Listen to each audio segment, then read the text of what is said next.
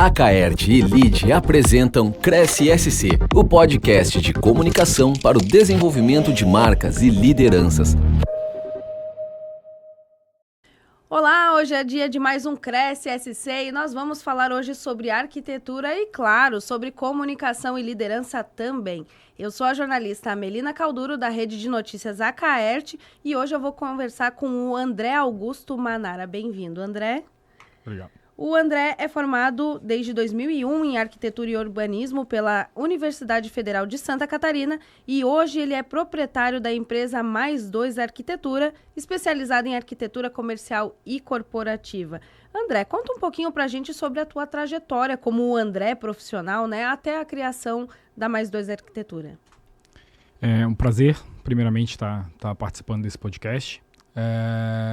Como você falou, eu me formei em 2001, né, pela UFSC, e desde então trabalhei em alguns escritórios, aprendi bastante com as pessoas com que trabalhei, mas principalmente comecei a montar a minha trajetória, né, dentro do que eu acreditava como arquitetura. Há uns 12 anos atrás montamos o escritório, a Mais 2 Arquitetura.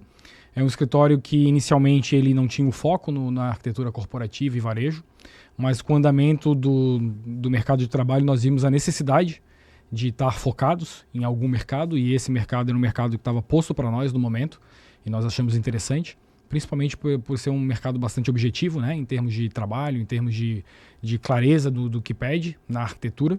Então nós adotamos esse mercado e hoje nós somos uma empresa especializada nesse mercado, atendemos o varejo, desde varejo, padarias, confeitarias, enfim, todos a escala do food service, e atendemos os mercados corporativos como escritórios de contabilidade, enfim, e de forma geral. Então, como tu falou, foi surgindo, né, esse nicho sem querer. Então, como tu falou, são mais de 12 anos de atividade, né? Passando por diversas escalas, desde um pequeno escritório e chegando hoje. Hoje vocês têm alguns colaboradores e eu achei um ponto muito interessante no site de vocês, que é a questão de os pontos fundamentais de trabalho, funcionalidade, técnica e estética. Então, como que foi chegar nesse conceito? Como foi e como é ter hoje, ver o André que começou na menor escala hoje com uma equipe também?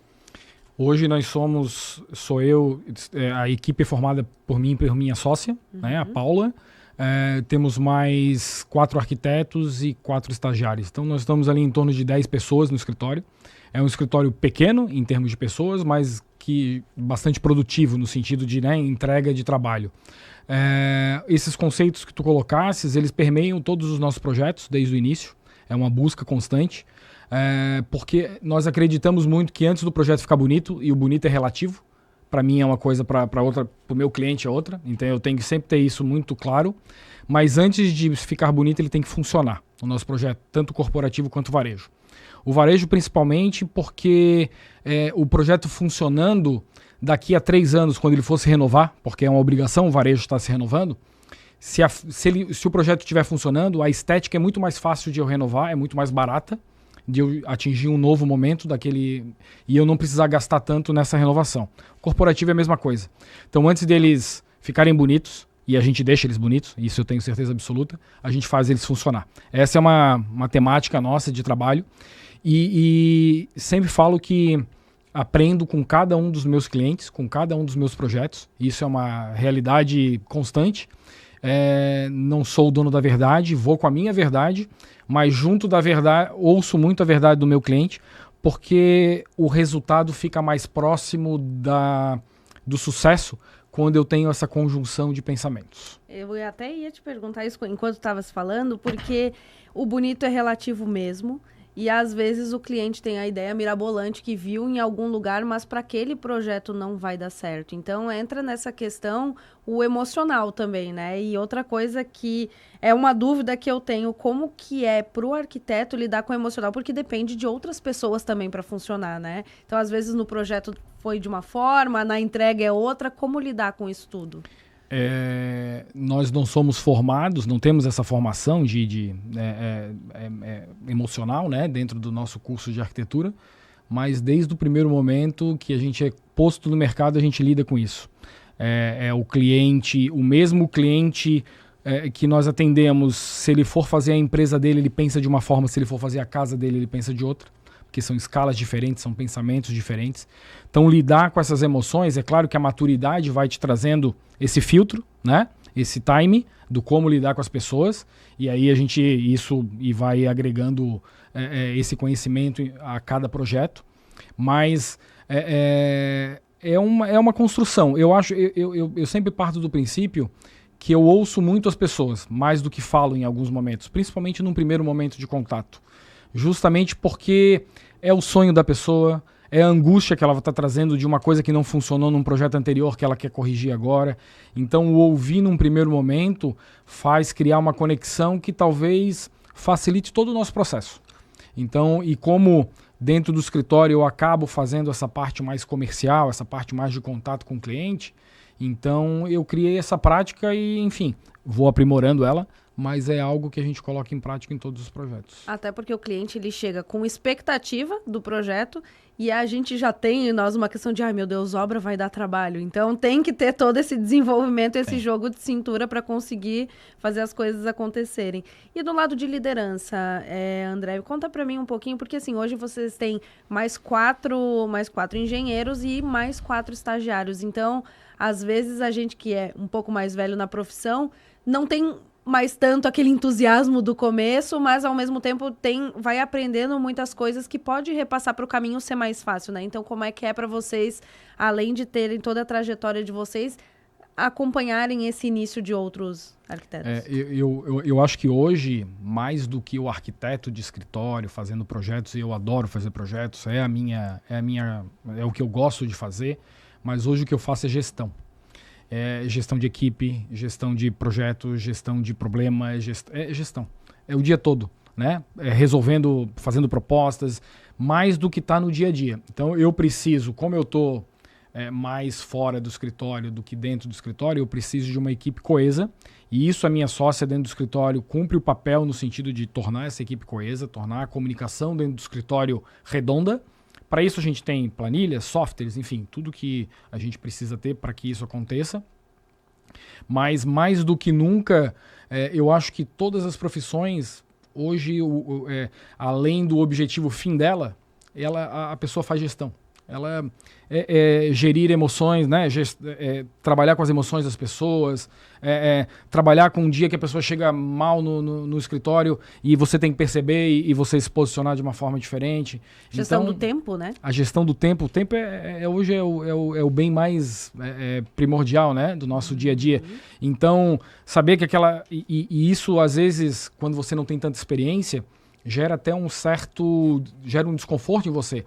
Porque você se programa para uma reunião de 1 hora, ela dura 3, essas 3 horas, mas às vezes o cliente naquele momento ele precisava das 3 horas. Né? Então, a gente com a maturidade vai criando essa forma de lidar e vai tornando as coisas muito mais tranquilas.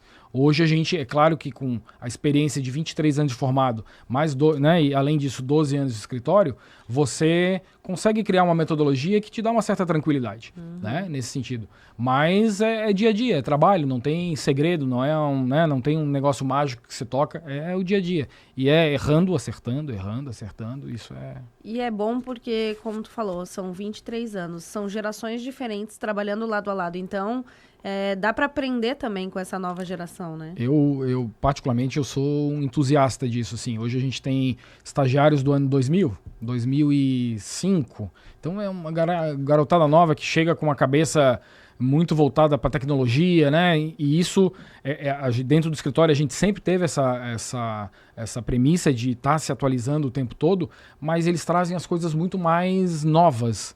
Então isso é interessante. É claro que vem com a cabeça da tecnologia, mas a tecnologia não resolve. A tecnologia é uma ferramenta, né? Eu tenho que aprender a lidar com as pessoas para poder usar a tecnologia da melhor forma possível. Então a gente, um pouco mais experientes, a gente vai tentando introduzi-los de uma forma muito mais real ao mercado de trabalho. Porque daqui a pouco eles estão no mercado de trabalho. E aí eles estão no mesmo, né, barco que todo mundo. Então, se a gente puder formá-los, e um dos nossos objetivos no escritório sempre foi formar as pessoas. Hoje dos 4 arquitetos que estão conosco, 3 se formaram dentro do escritório, eram estagiários e se formaram arquitetos. Então, essa é uma premissa nossa. Então, é um dia a dia. E aprender com essa geração nova é extremamente importante. Quando tu começou nos contando da tua trajetória, tu falou dessa questão justamente de aprendizado em outros lugares, né? Então, como que isso... E até às vezes a gente fala de aprendizado só no lado positivo, mas às vezes a gente aprende o que não fazer também. Então, como que é hoje, na tua liderança, trazer esses pontos do passado, de quando tu aprendeu, do que tu querias, do que tu não querias, como hoje tu aplica isso? Eu trabalhei em bons escritórios de arquitetura logo que formado, e trabalhei durante algum tempo. E aprendi muito, trago muita coisa do que eu aprendi naquele momento para o meu dia a dia de trabalho, mas principalmente olhei coisas que eu não gostaria que eu fizesse no meu escritório, né? Talvez hoje eu entenda algumas coisas que eles fizeram que eu pensei, não devo fazer, talvez naquele momento eles tinham que fazer aquilo, mas aí o aprendizado e a maturidade traz isso. Mas vamos dizer assim, a nossa profissão é um aprendizado constante. Né? A gente está se aprofundando, a gente está buscando cursos, palestras, congressos, tudo para poder trazer esse conhecimento para dentro do escritório e fazer com que ele fique o mais tranquilo possível. Que são dois lados, né? O lado de atendimento ao cliente, que é uma área, e o lado de gestão interna, que é outra área completamente diferente, mas que precisa funcionar, né? E que nenhum deles a gente aprende na faculdade. Nenhum. A gente aprende tecnicamente, a gente faz projeto, mas atender cliente e gerir escritório não se aprende. Então isso é a prática que te traz. E como tu falou das emoções, né? Um dia eu posso não estar legal e chegar aqui, mas tem um projeto importante para entregar e a gente precisa trabalhar e precisa entregar. Então são muitos lados para gerenciar ao mesmo tempo. Eu geralmente chego no escritório em torno de umas 7h15 da manhã, deixo meus filhos no colégio, vou pro escritório. E é um momento que eu tô sozinho. Então é um momento que eu mentalizo o meu dia, mesmo que eu chegue ruim, eu chegue bem, é a hora que eu mentalizo o meu dia para fazê-lo ser positivo, mesmo que todo mundo esteja caindo, né? Eu acho que a gente tem que estar bem, assim, porque as pessoas que estão conosco dependem disso, né? Dependem dessa energia. Eu tenho que passar isso para as pessoas. Então, e como o liderado é afetado pelo humor do líder, totalmente. Né? A gente acaba não conversando abertamente nunca sobre isso, mas é importante o líder ter essa noção de que o humor dele, mesmo que não seja um bom dia, como tu falou, o líder ele precisa estar preparado para entender que o liderado depende não do humor, não digo assim totalmente do humor, mas assim, afeta o clima, né? E aceitar que as pessoas podem estar mal naquele dia também, entendeu? É claro que isso não pode virar algo que prejudique o processo do escritório, porque aí você, né, tem outras medidas a serem tomadas, mas naquele dia ele está mal, às vezes é deixá-lo em silêncio, trazer um café, fazer alguma coisa que possa motivá-lo a falar ou a simplesmente continuar o dia dele da melhor forma possível. Mas a gente tem que estar ligado nisso. É um exercício é uma percepção fina, né, que às vezes as pessoas não têm, pela correria do dia a dia, às vezes tu não para pensar nisso, mas é algo que eu e a minha sócia, pelo menos, a gente tem uma sintonia muito forte nesse sentido, assim, sabe? De sentir, às vezes eu não tô bem, ela tá bem, e aí quando ela já me entende, eu entendo ela quando ela não tá bem, então assim, e isso a gente tem que passar para as pessoas que trabalham conosco. E até falando de sócia, como foi para a escolha da tua sócia, né? Porque esse é um tema que algumas pessoas ficam, é difícil, não é? Vocês tiveram a sintonia desde o começo, como foi? O escritório eu comecei de forma solitária, sozinha, como um aventureiro, querendo fazer o negócio acontecer e fazer funcionar. Eu já tive uma sócia anterior, né, que era arquiteta, casada com um amigo meu, tal. Nós tivemos a sociedade durante algum tempo. Nesse meio tempo, essa arquiteta que hoje é minha sócia, ela entrou como arquiteta, contratada do escritório, e a gente teve uma boa relação de trabalho, né? E aí, quando essa minha ex-sócia saiu, a Paula, que hoje é minha sócia, comprou a parte dela, e a gente já tinha uma relação, uma afinidade de projeto, de solucionar as coisas muito rápidas, assim. E aí foi uma solução natural, assim, foi uma sucessão natural. E desde então, principalmente, ela tem um perfil de organizar as coisas, extremamente metódica. E isso é interessante porque complementa o meu perfil. Eu sou o cara que viaja, eu sou o cara que está pensando coisas diferentes, que está captando projetos. Então, um vai complementa o outro. Então, eu acho que essa conjunção de fatores é extremamente importante para o sucesso de uma sociedade. E principalmente, às vezes, você ser humilde, abrir mão, deixar que a ideia do outro é melhor do que a sua, pelo bem do escritório, pelo bem da equipe, né? Então, às vezes, essa é É algo que a gente tem entre nós, essa sinergia de saber que é o momento do outro, hoje é o meu momento, enfim, a gente tem esse trabalho. Eu ia te perguntar em questão de criatividade, porque projetos são exclusivos. É claro que a gente busca a fonte de inspiração em algum lugar ou outro, né? Mas manter a criatividade é algo muito difícil, e eu sei porque na comunicação também é, né? Então, como que é para vocês? Como vocês mantêm esse clima também? Porque às vezes tem dias que não sai, e a gente sabe, né? E vem no ócio, tá em casa, tá tomando banho em algum lugar e vem uma ideia. Como que vocês gerenciam isso? Assim, o processo criativo, ele não é um processo linear, né? Eu posso estar no carro, no trânsito, e a ideia vem e está solucionado o projeto. O que a gente tenta é criou uma metodologia de estimular isso o tempo todo dentro do escritório, para que as pessoas pensem fora da caixa. Mas mesmo o pensar fora da caixa tem processo, tem que ter processo. Porque eu pensar fora da caixa e ele não ser executável, eu perdi meu tempo. E aí a gente volta ao bem mais precioso de hoje, que é o nosso tempo. Então, o pensar fora da caixa exige uma metodologia. Esse pensar fora da caixa funciona? Esse pensar fora da caixa faz sentido para esse meu cliente? Isso é extremamente importante, porque o nosso projeto atende um cliente. Eu não estou fazendo um estudo aleatório, né, de alguns ensaios. Também posso ter, mas aí é um outro objetivo. Mas no meu dia a dia, atendendo o meu cliente, o processo criativo é um processo criativo bastante direcionado para ele. É claro que eu vou buscar criar um projeto exclusivo, com uma cara exclusiva e tal, mas essa ideia do processo criativo, ele é estimulado dentro do escritório o tempo todo, assim, com os nossos estagiários, a gente permite que todos participem, né? Cada um com as suas ideias. Claro que tem ideias que, às vezes, para aquele cliente não é interessante, mas já fica no nosso radar para um próximo cliente. Então, essas coisas são trabalhadas dessa forma. Tem muita diferença para um projeto para uma casa, do projeto para o varejo? Como que é essa? O time é completamente diferente, né? O investimento é completamente diferente. Às vezes, na sua casa, você gasta R$45 mil num sofá. Para o varejo, para o corporativo, por exemplo, você não vai gastar. Não vai gastar porque o projeto tem que se pagar, ele tem um objetivo claro, eu tenho um budget. Talvez na casa eu não tenha, talvez eu tenha uma gordurinha um pouquinho maior na casa. Um prazo mais curto também? A casa é um prazo mais longo. Aqui tem projetos de varejo que entre fechamento de projeto e entregar as chaves são 45 dias. E tudo tem que acontecer nesses 45 dias. Então, aqui, e o nosso escritório se moldou para isso. Por isso que eu falo, lá no início a gente tinha um foco disperso, a gente focou nesses dois mercados, que são mercados muito específicos. Então, isso faz com que eu me organize todo o escritório para atender esses perfis de clientes, esse perfil de cliente. E o mais engraçado é o mesmo cliente que me pede para fazer a casa, ou me pede para fazer o apartamento. E às vezes eu tenho que virar a chave com muita rapidez na minha cabeça, porque às vezes eu chego querendo uma reunião de 1 hora, porque eu me programei para isso, eu tinha um compromisso depois, e dura 3.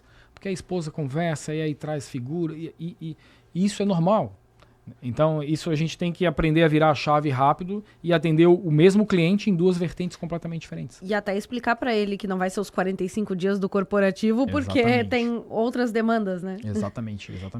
E como são prazos diferentes, a dedicação de projeto é diferente, né? Um prazo muito mais longo, valores são diferentes de proposta, né? Então, tudo isso é uma explicação que a gente tem que fazer com muito cuidado. Porque se eu perder o meu cliente do residencial, eu perdi do corporativo. Então, tem que ter uma conversa muito clara. É uma coisa que a gente preza, é deixar as coisas todas muito claras, assim, em relação a isso dá para fazer, isso não dá para fazer, não dá para fazer por isso. E a gente deixa as coisas.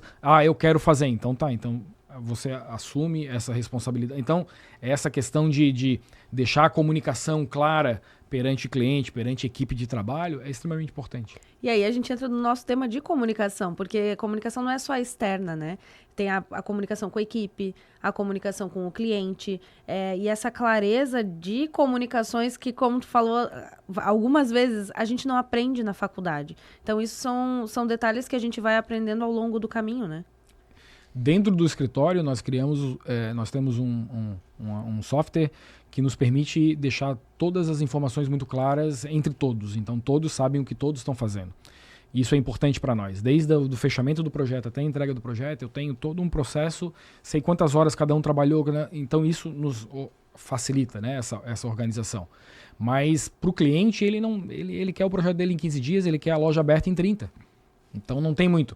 Então, independente do que eu estou fazendo no escritório, eu tenho que manter essa organização, porque é algo que nos faz bem, né, dentro do processo de projeto. Mas para o cliente, eu tenho outros objetivos que eu tenho que atingir. Então é o emocional, às vezes eu começar a liberar alguns projetos com uma certa antecedência para poder abrir uma frente de obra antes mesmo de terminar todo o projeto. Então são coisas que a gente tem que gerenciar e deixar isso claro, né? Ter uma comunicação, porque o problema da comunicação às vezes é de quem se comunica, né?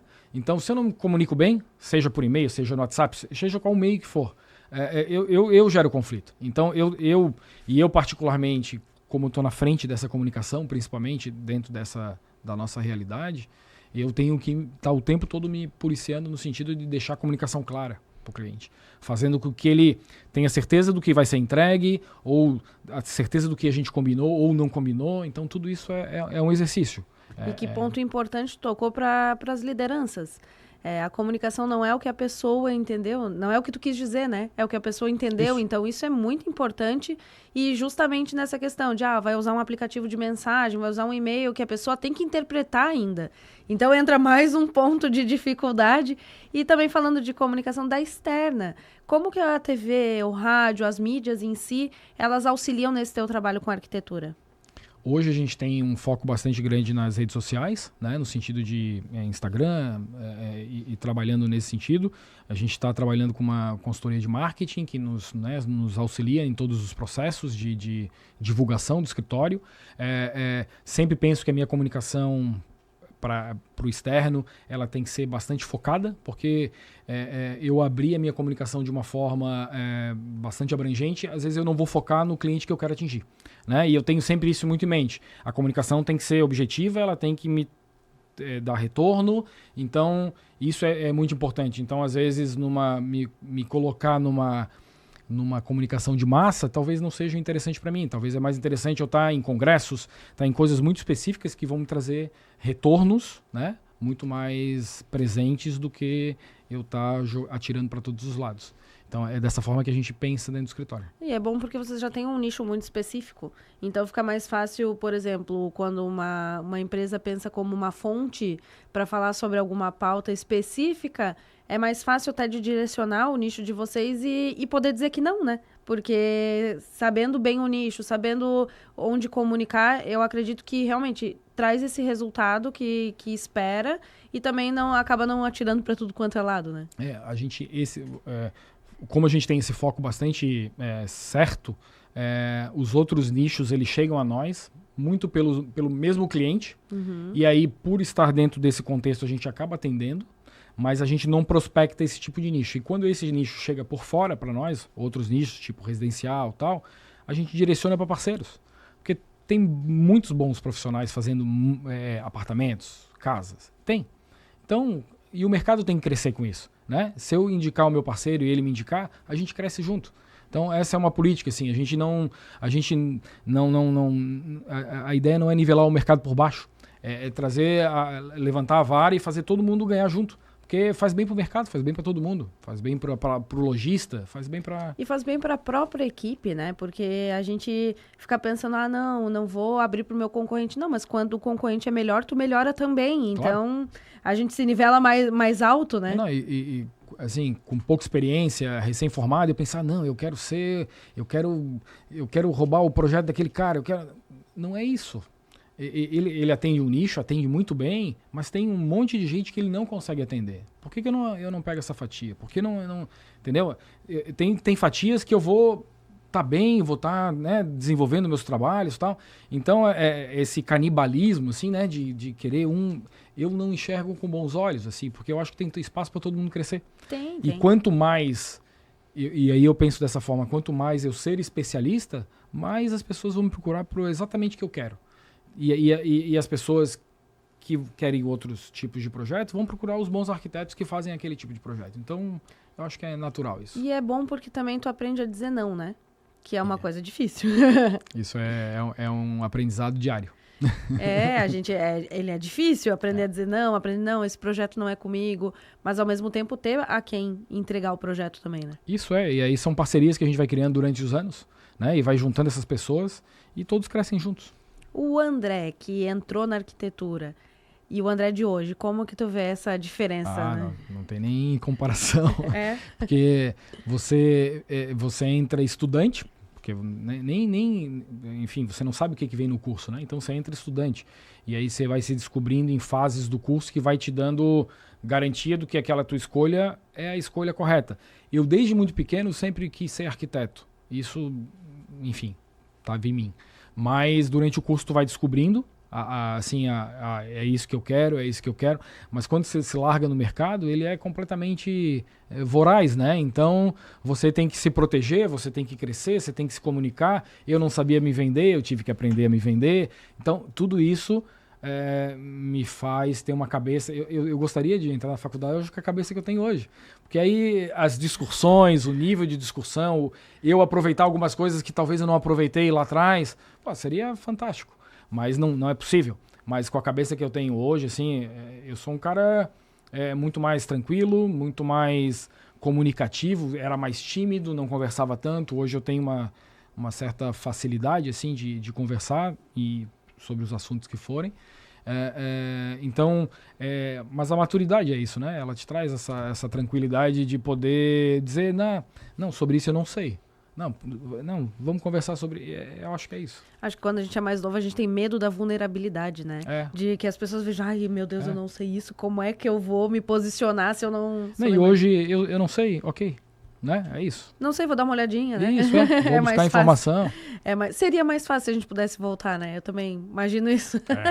Mas e o André como líder hoje? Também imaginou chegar nessa posição de liderança, de passar por todo esse caminho, ter o seu próprio escritório? Sempre pensei em ter o meu escritório. Nunca pensei assim, vou trabalhar no escritório, mas sempre soube que esse seria o caminho. Eu passar pelo escritório de outras pessoas para poder aprender algumas coisas que eu não conseguia ver, né, para trazer para minha realidade. Mas sempre tive a meta de ter meu escritório de arquitetura. Hoje, é claro que quando você tem um escritório de arquitetura durante 12 anos, já tem um certo tempo, as suas metas mudam. Então, eu quero ampliar, eu quero sair do Brasil, eu quero buscar trabalhos fora, quero atingir públicos que hoje eu não atinjo. Então, esses são planejamentos que, principalmente nesse primeiro semestre, a gente sentou e fez, assim, sabe? Muito claramente, sabendo a posição do nosso escritório perante o mercado catarinense. Hoje a gente atende o Brasil, porque a gente atende franquias, atende uma série de empresas. Já fizemos projeto fora, tal. Então, são coisas que, quando você faz um projeto fora, você viu, deu para fazer. Então, vamos fazer outro, vamos fazer. Então, a gente está nesse... Então, como líder, assim, como, né, buscando esse posicionamento de mercado, é algo que... É claro que eu não me via como o que eu faço hoje, assim, né? Mas o meu desejo era esse. Sabe, de comandar uma equipe, de ter equipes, de poder trocar, isso sempre foi. E importante esse destaque que tu trouxe do planejamento, porque a gente fala, beleza, cheguei, tenho meu escritório, é isso, e não dá para parar de estudar, não dá para parar de planejar, não dá para também ter uma meta super ousada, vou sair do país, tá, beleza. E como tu vai fazer isso, né? E o desejo do escritório de sair do país, e a gente fez isso durante a pandemia, veio um projeto de fora, a gente fez o projeto está executado e tal. É um desejo assim profissional, né? Não é não é pessoal.